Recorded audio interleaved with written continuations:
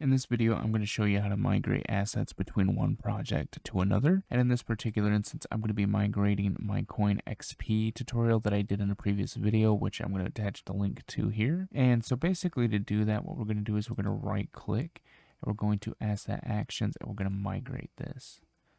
Click game and hit OK. And then what you're going to do is you're going to find the project folder that you have that you want to move the asset to. I just named this tutorial. Open that up and go to content and then save that in the select folder.